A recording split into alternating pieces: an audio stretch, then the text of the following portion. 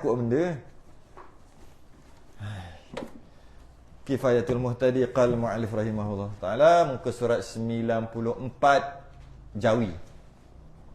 94 Jawi, Rumi 120. Kita bahas berkaitan dengan azan, kita dah mukadimah panjang lebar, kita masuk pula matan dia. Qal mu'allif rahimahullah ta'ala, kata pengarang,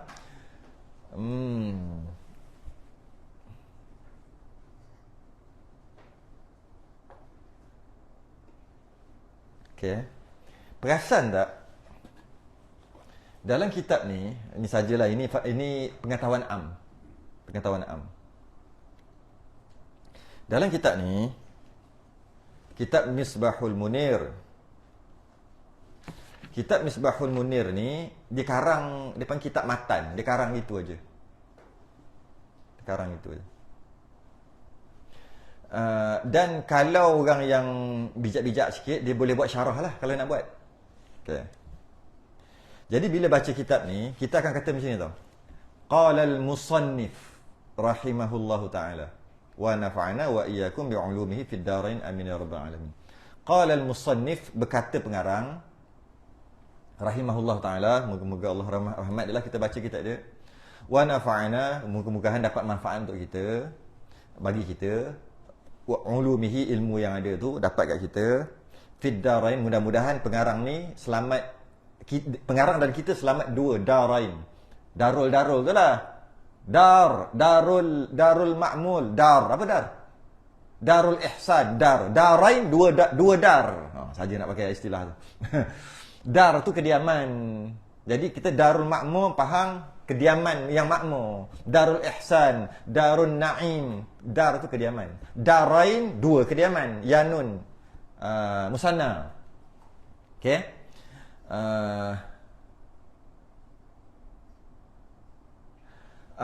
Fid darain, mudah-mudahan kita dan dia pengarang berjaya di dua negeri, iaitu akhirat dengan dunia akhirat lah. Amin ya rabbal alamin. Nak cerita apa ni? Nak cerita qala al-musannif. Tapi bila baca Kifayatul Muhtadi, qala al-muallif. Dia ada beza. Qala al-musannif apabila kita baca matan. Kalau nak baca yang luar ni, qala al-musannif, kata Syekh Daud yang luar ni, yang luar kotak, yang bagi yang ada Jawi ya. Yang Rumi dalam kurungan. Nak baca yang dalam tu, qala al-musannif rahimahullah, iaitu berkata pengarang matan, iaitu Syekh Daud. Kalau qala al-muallif yang mensyarahkan. Yang mensyarahkan tu sikit ah. Tu apa? Pengetahuan am. Boleh tak? Tak. Pengetahuan am. Macam serupa. Cuma kalau diserupakan pun tak salah. Sebab maksudnya sama, pengarang, penulis. Cuma kalau dia satu lagi, syarah, bukan, hasyiah, muhasyi. Qala al-muhasyi rahimahullah ta'ala. Hasyiah, muhasyi.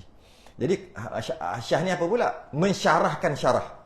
Mensyarahkan syarah tadi. Syarah mensyarahkan matan. Matan kitab unggul, kitab padat, nipis. Memang mantap lah, memang. Orang tak mengaji tak boleh baca. Tak faham. Dia padat. Tu matan. Syarah disyarahkan matan tadi. Hasyiah disyarahkan syarah. Dua kali syarah. Dihuraikan syarah tadi. Jadi kalau kita nak kata yang pengarang matan, qala al-musannif. Pengarang syarah, qala al-muallif. Pengarang hasyiah, qala al-muhasyi. Tapi hasyiah tak ada. Ada tak ngaji kot. Syarah pun bila nak habis ni, rasa 2019 start ni. Start 2019 pun muka surat 30 Bukan start muka surat pertama. Kita masuk muka surat 30 terus ni. Kalau kita balik muka surat pertama ni, bab tauhid balik ni. Ni. 30 sampai 94 2019. Start 2019. Berapa tahun lah? Itu baru syarah. Hasyiah. Tak payah. Hasyiah tak payah. Faham apa? Tak payahlah hasyiah. Okay? Okay, tu sikit lah. Tu pengetahuan am. Kena tahu juga kadang-kadang. Okay. Jadi kita membahaskan berkaitan dengan azan. Azan. Okay? dah bahas dah berkaitan dengan azan ni, maka kita dah faham dah cerita panjang mukadimah dia. Maka azan ni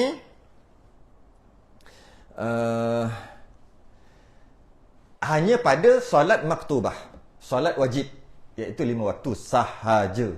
Azan dan iqamah sekali. Tiada bagi nazar.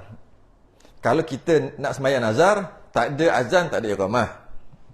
Kita skip aja lah. Nazar ni, sembahyang nazar apa benda pula. Okay. Dan tiada bagi sembahyang jenazah. Sembahyang jenazah tak ada azan, tak ada iqamah. Tak ada. Tapi ada dalam hadis atau dalam kitab-kitab, dia menceritakan, disunatkan apabila nak sembahyang tu untuk qamat, iqamah. Untuk sembahyang sunat, disunatkan iqamah.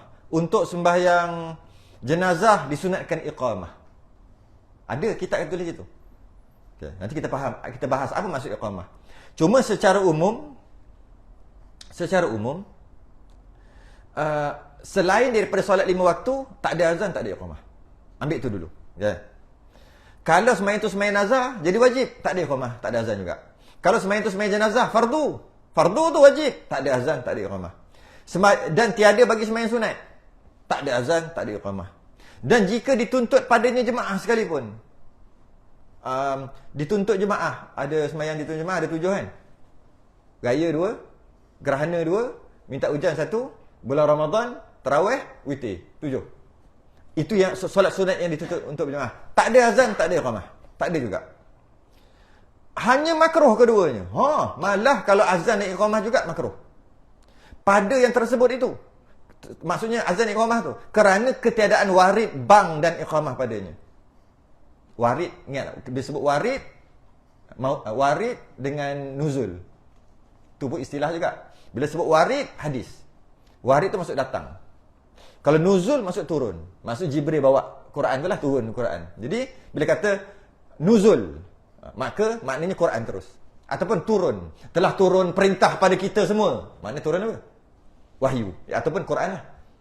Telah datang kepada kita perintah. Maknanya Nabi beritahu hadis. Ataupun warid. Jadi kalau kata ini pun sama juga. Boleh je nak campur-campur pun. Telah datang daripada Quran. Boleh je. Cuma ni, dia panggil apa? Disiplin. Cuma kalau langgar disiplin tu, faham juga. Disiplin. Bila kata, telah datang kepada kami bahawasanya sembahyang 5 waktu. Tak kena. Telah turun perintah sembahyang 5 waktu. Telah datang Nabi yang beritahu. Sedangkan sembahyang dalam Quran. Gitulah. Tu dia punya tu. Jadi disebut warid. Kalau kita mengaji air pun kan ada air warid, air maurud. Air warid tu kan mendatang apa? Air warid, didatangkan air, diletakkan air. Maurud, menerima air, didatangi air. Kalau bahasa Melayu, didatangi air. Tu warid tu. Maknanya tiada warid, maknanya tak ada, datang Nabi tak buat lah, senang cerita. Daripada Nabi. Bang dan iqamah padanya. Tak pernah. Maka automatik jadi makruh. Okey, dia jadi makruh. Macam mana kita nak buat? Habis, sembahyang yang, malah sembahyang hanya dituntut untuk sembahyang fardu aja. Okay? Azan, tujuan dia panggil orang jauh datang. Orang luar lah, luar masjid. Iqamah, panggil orang dalam masjid datang. Bukan datang, berdiri. Sebab tu nama iqamah. Qama, berdiri, mendirikan. Jadi oleh kerana itu tak perlu panggil soft tak perlu panggil. Tapi panggil tak salah lah. Sama lah disiplin tadi lah. Benda simple aja, jangan terlebih-lebih pula. Cuma soft tak perlu. Kerana cara panggil orang sembahyang jemaah fardu adalah dengan Allahu Akbar, Allahu Akbar. Itu cara panggil dia. Bukan panggil dengan soft. Soft tu maksudnya apa? Bangun duduk kat soft, tu maksud soft. Padahal nak sembahyang dia ada panggilan khusus, iaitu Allahu Akbar, Allahu Akbar. Asyhadu an la ilaha illallah, yang kita panggil qamat. Ya. Cuma kalau orang panggil juga, ceritanya tak dituntut. Panggil tak panggil pun. Malah hukumnya makruh. Makruh kalau panggil bukan sembahyang fardu, panggil dengan Allahu Akbar. Makruh. Habis tu nak panggil macam mana? Cara nak panggil adalah dengan as-salatu jami'ah. Ni sembahyang yang lain selain pada sembahyang fardu tadi, yang 5 tadi, selain pada tu sembahyang sunat. Yang mana sembahyang sunat ni dituntut untuk jemaah. Ada 7 tadi. Cara panggil dia shaf, boleh juga. As-salatu jami'ah, boleh juga. Tarawih macam mana? As-salatu tarawih. Tak, jarang jadi tukang tak hafal. Apa? As-salatu tarawih rahimakum. As-salat apa? As-salat macam pelik je. As-salatu sunat lagi. As-salatu tarawih je. As-salatu tarawih.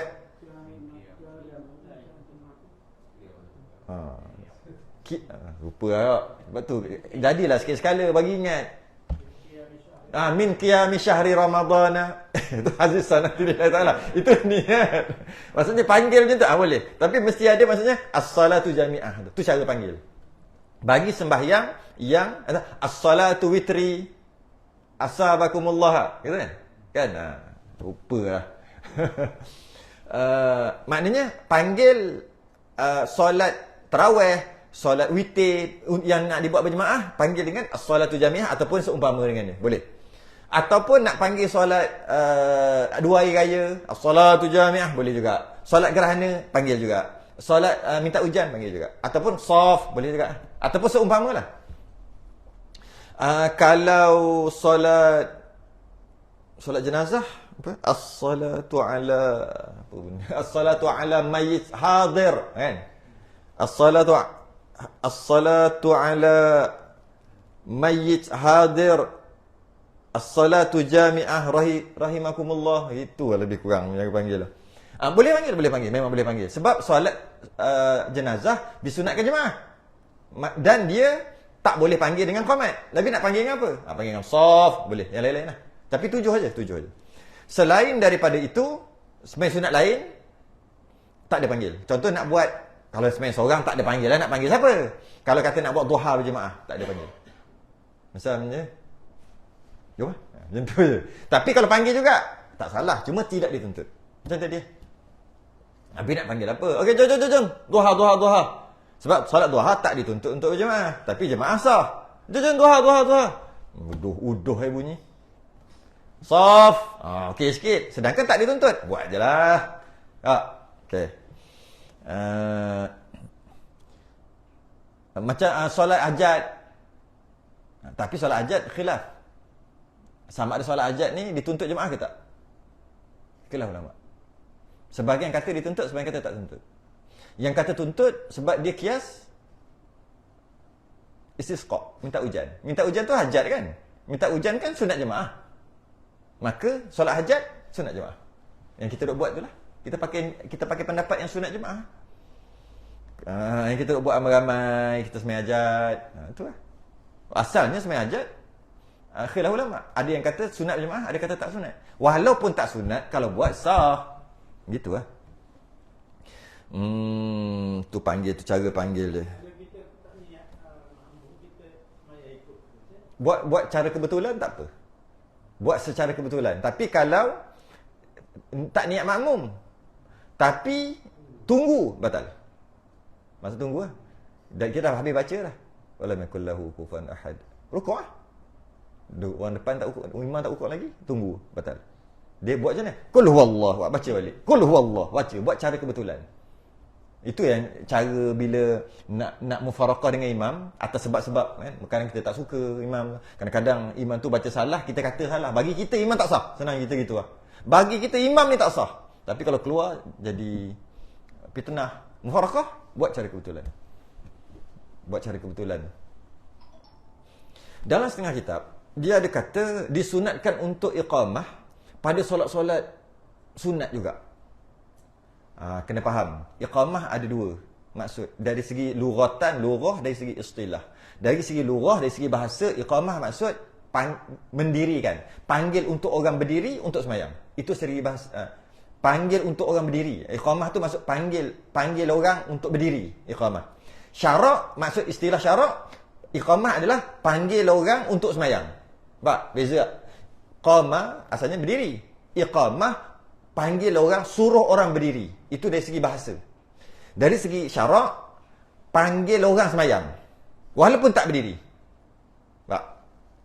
Tapi kalau dia sakit untuk sembahyang duduk, tak panggil dia. Ya, saya ulang ya.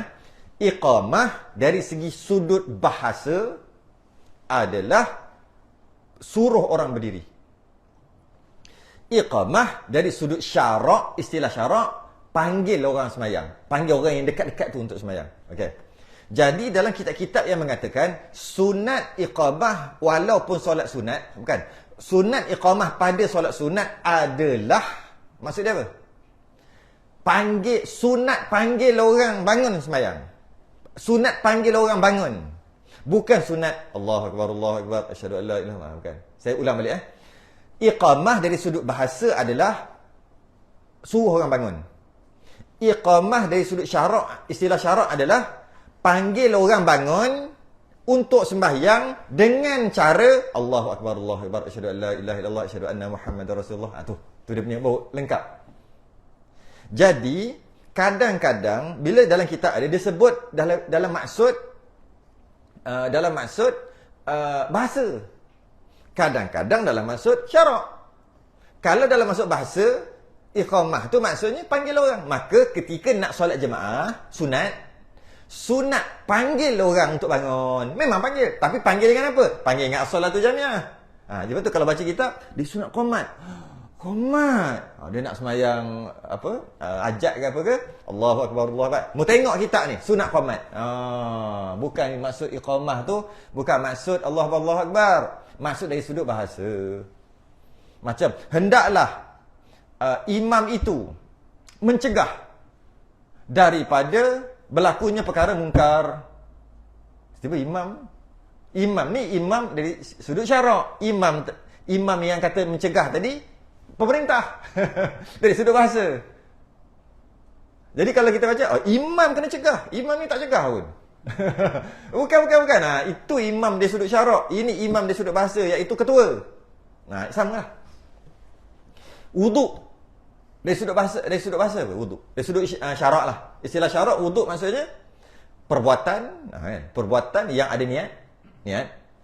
Yang dimulai dengan basuh ataupun kita sebut itulah basuh muka, tangan, kepala, kaki dan tertib dan didahului dengan niat bagi mengharuskan sembahyang.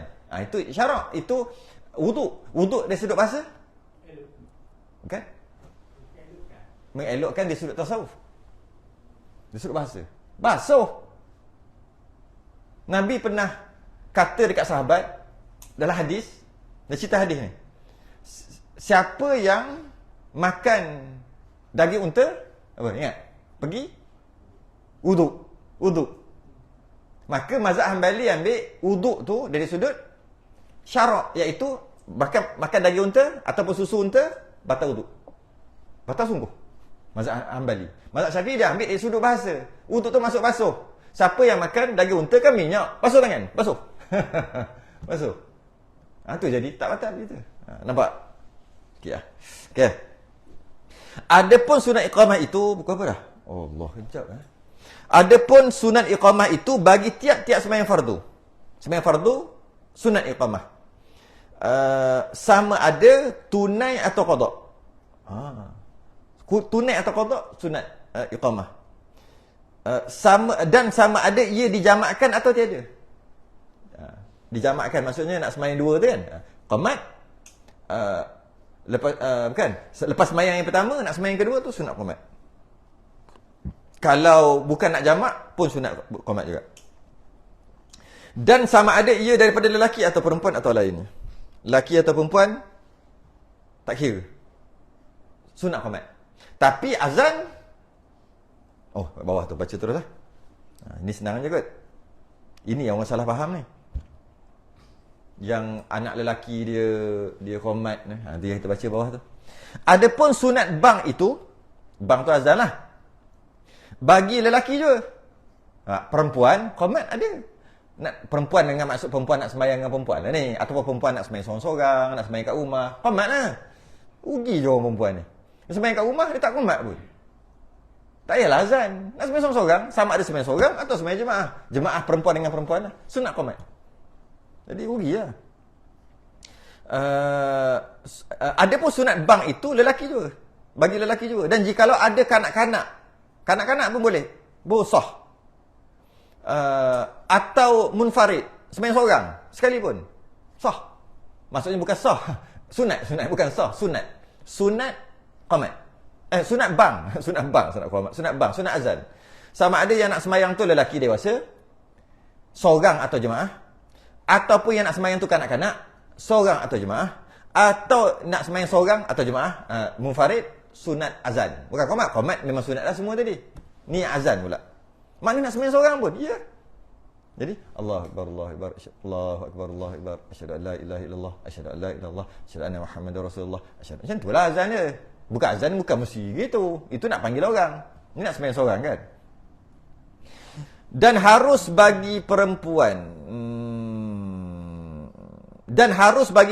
bang azan bagi perempuan jika dengan perlahan sekadar ia dengar jua bagi dirinya sendiri. Harus maknanya tak sunat lah, harus. Bolehlah kalau nak azan, tapi dengan syarat dengar kat diri dia sendiri saja. Orang lain tak boleh dengar. Satu. Atau bagi perhimpunan perempuan, kalau nak buat sama-sama sembahyang jemaah sama-sama perempuan, ramai-ramai, yang boleh dengar dia dan perempuan ni yang nak sembahyang jemaah tu saja boleh dengar. Yang lain tak boleh. Ya. Kalau ada lelaki tak boleh. Jadi tapi hukumnya harus. Apa maksud harus? Harus tu maksudnya bukan sunat. Tak dapat pahala. Tak dapat pahala apa? Tak dapat pahala bang. Tak dapat pahala azan. Ya. Tapi takkan tak dapat pahala langsung kot. Sebut Allahu akbar tu. Tu yang nak sebut ni. Dan jadilah bangnya itu zikir juga. Dapat pahala tapi pahala zikir. Apa beza pahala zikir dengan pahala bang? Pahala zikir, dapatlah pahala kita. Allahu akbar kan dapat pahala. Asyhadu an la ilaha kan dapat pahala. Hayya 'alas solah kan dapat pahala. Kalau zikir itu dapat pahala zikir. Kalau pahala azan, lain. Pahala azan dapat pahala besar, berlipat kali ganda daripada pahala zikir. Okey. Dalam masa yang sama dapat pahala zikir sebab dia memang zikir. Dan setiap yang hidup dengar, dia dapat pahala. Batu-batu dengar, pokok pakayu dengar, dapat pahala. Orang datang sembahyang, dapat pahala. Tu azan. Tu pahala azan. Tapi bagi orang perempuan yang azan, tak dapat pahala tu. Habis tu dapat apa? Pahala zikir.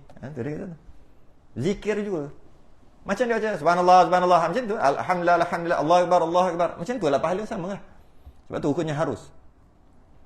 Dan jika bang ia dengan nyaring, haram jika ada ajnabi dan makruh juga jika tiada. Tak apa, kita semua perempuan. Ini namanya taman perempuan. Semua lelaki tak pernah masuk. Kita ada surau masjid perempuan. Masjid taklah, surau perempuan. Memang tak boleh masuk lelaki kat sini. Kalau tak pun, lelaki boleh masuk pun, kampung ni semua pergi perang, mati habis lelaki-lelaki semua. Contoh. Tak ada lelaki langsung. Semua perempuan. Kita azan kuat. Allahu akbar, makruh juga. Walaupun tak ada lelaki dengar. Kalau ada lelaki dengar, haram. Ini sama hukum dengan baca Quran. Kan? Kelantan berapa lama tak hantar? Faridah, Ustazah Faridah, Hajah Faridah. Power suara dia. Apa? Mak Saman. Faridah Mak Saman. Suara. Dia masuk, yang lain tak yang memang dia menang. Tapi berapa tahun dia tak masuk bertanding? Musawaqah ni cerita ni, faham tak? Saya cerita tengah-tengah je. Takkan cerita pada awal kot. Apa benda pula? Faridah mana pula? Kelantan tak benar hantar. Tak benar hantar. Sebab apa? Sebab apa? Ni sama hukum. Sama hukum. Haram jika ada ajnabi lelaki dengar. Sebab apa? Azan dituntut untuk menguatkan dan dituntut untuk dengar. Setiap perkara yang dituntut untuk diam dan dengar, makruh perempuan kuat. Itu kaedah fiqh. Setiap perkara yang dituntut untuk diam dan dengar, makruh perempuan kuat. Haram kalau ajnabi lelaki dengar. Quran dituntut untuk diam dan dengar. Betul kan? Kan itu haram. Azan dituntut untuk diam dan dengar. Ya. Apa saja yang dituntut untuk diam dan dengar, maka makruh boleh jadi haram bagi orang perempuan ni. Inilah yang silap faham. Silap faham pasal akikah tu. Biasa dengar lelaki baru terlintah, tak tengok pun cerita Melayu tu, tapi tertengok. Macam ni TV tak buka, tengok. Dia kata apa? Aku dah dapat cucu perempuan. Aku nak pergi komatkan dia. Nyok dia pergi. Dalam TV. Okey. Itu dalam TV. Agaknya yang kita duk dengar-dengar tu ambil TV kot. Agama kita kan ambil kat TV. Lelaki azan dan qomat. Perempuan qomat saja. Ambil kat mana?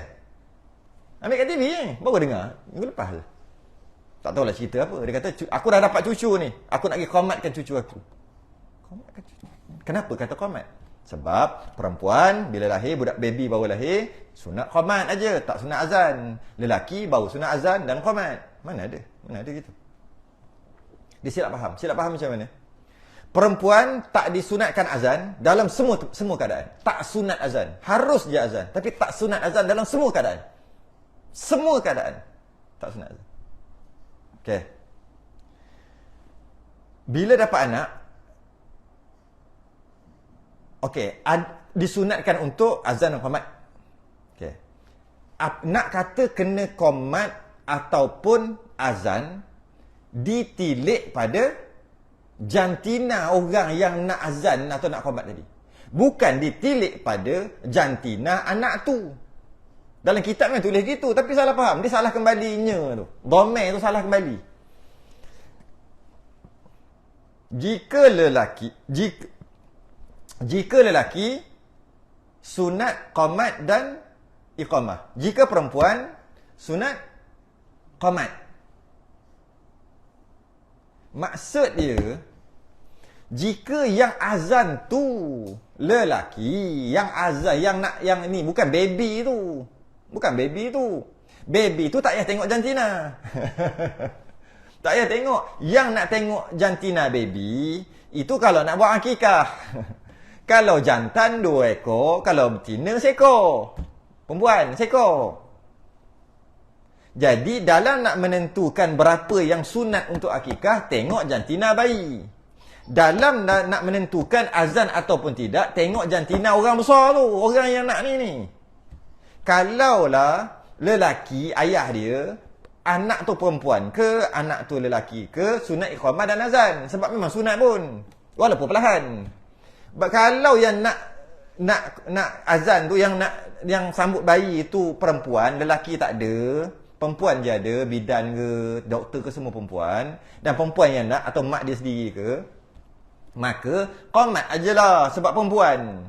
Jadi nak menentukan azan dan iqamah tadi tu bukan tengok jantina anak, dah tertukar. Tengok jantina orang tu lah. Siapa yang nak azan? Siapa nak? Mu perempuan, qomat. Anak lelaki, qomat. Tak ada kena-mena. Tu tersilap tu, dia tersilap tu. Dhamir tu tersilap kembali. Memanglah penting dhamir. Tersilap kembali kepada anak. Macam dalam kitab, dalam bab akikah juga. Apabila anak lelaki sunat 2 ekor kambing kan. Yang sama rupanya. Kalau nya tu kembali kepada anak, puas ambil anak baby tu tengok dengan kambing sama muka. Nya tu kembali kepada dua-dua kambing. Biar dua-dua kambing tu sama muka. Jangan seekor hitam, seekor putih. Kalau boleh cari adik-beradik. Kalau boleh cari muka tu nak sama. Kalau tak tu pun meh-meh tu ada. Ni seekor biri-biri, seekor kambing. Jauh, spesies pun beza. Jadi, disunatkan untuk bila anak lelaki 2 ekor yang sama rupanya. Tu bukan dengan rupa anak. Allah, ya. Betul kalau dalam kitab ada tulis gitulah. Allah. Betul lah kot. Padah. Sebelah lah. Boleh? 1.5 jam lah. Dah, mengaji banyak-banyak pun jadi alim payah. Mufti satu negeri seorang aja. Qadi dah cukup dah semua. Kan? Payahlah nanti. Dan syarat, dan segala syarat bagi sah bank dan iqamah itu 10 syarat. Ingatkan dah habis. Ada lagi 10 syarat rupanya. Ni tukang azan, tukang bank ni. Tahu tak syarat sah azan bank ni? Tahu tak? Duk azan, duk bang, tuan-tuan, tak sah azan dia. Tak sah qomat dia. Akan datang. Wallahu alam. Tangguh dulu.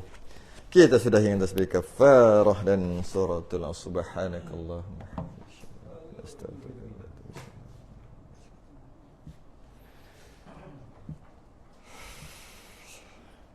Assalam.